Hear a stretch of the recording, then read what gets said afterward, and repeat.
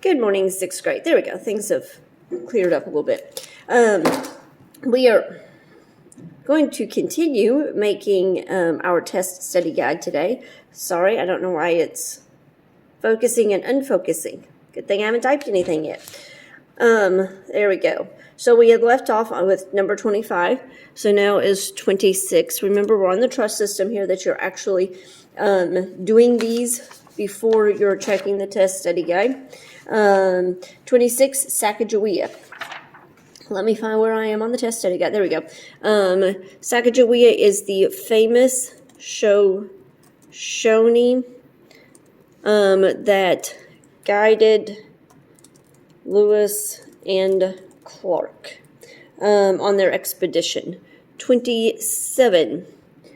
First modern explorer to discover the New World, that is Christopher Columbus.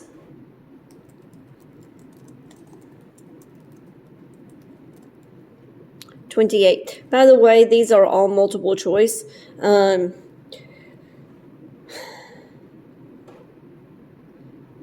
28. Agreement signed by England giving the colonies their freedom. That would be the Treaty of Paris.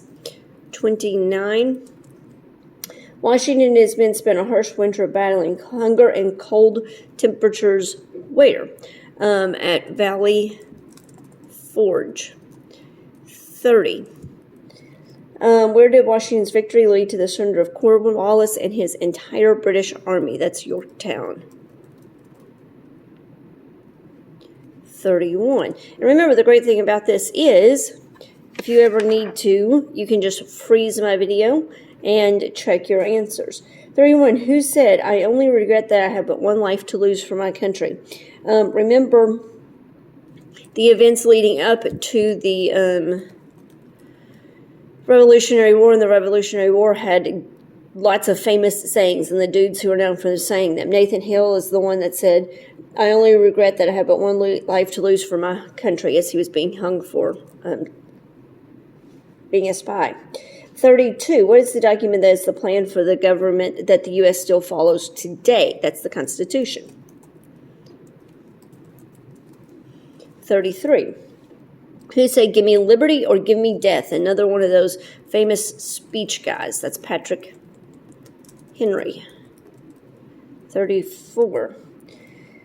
What Virginian had a reputation for being both brave and wise? That's George Washington. I'll agree. That is a strange question. I mean, of all the things they could have picked to talk about George Washington, that's the one they pick. But that's that. What was the first written agreement of self-government in America? The first one was the Articles of Confederation. 36. Who was the first to sign the Declaration of Independence?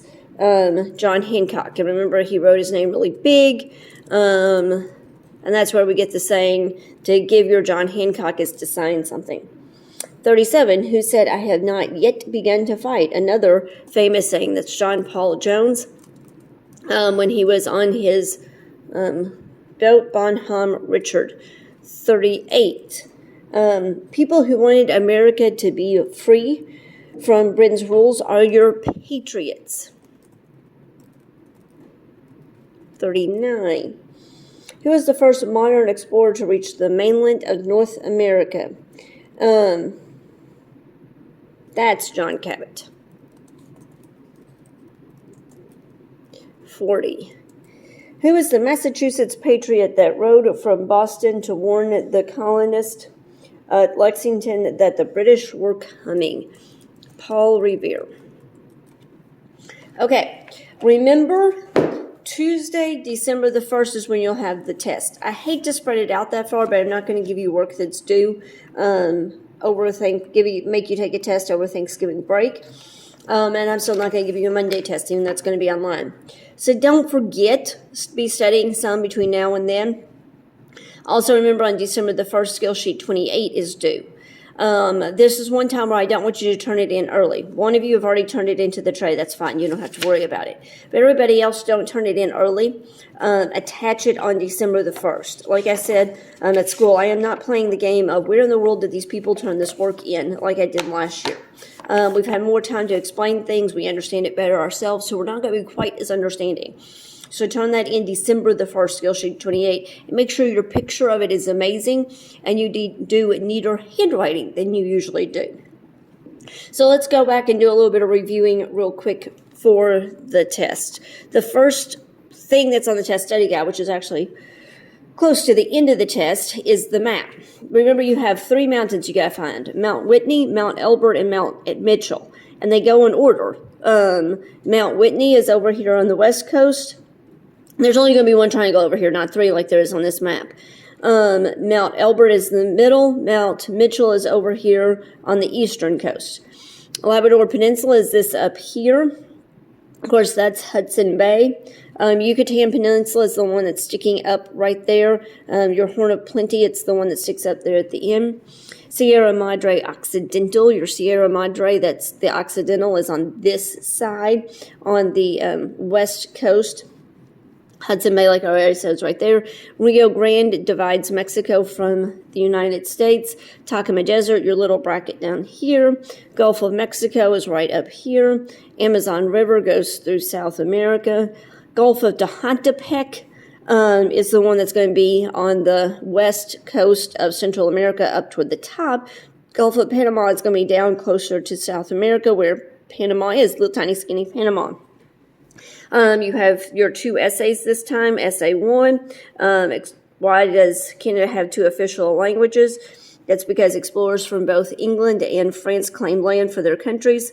Conflicts arose between the French and the English over who owned the land, leading to the French and Indian War. England won, but let them keep control, still have their own language and religion. And of course, the other one is giving the 3 branches of government.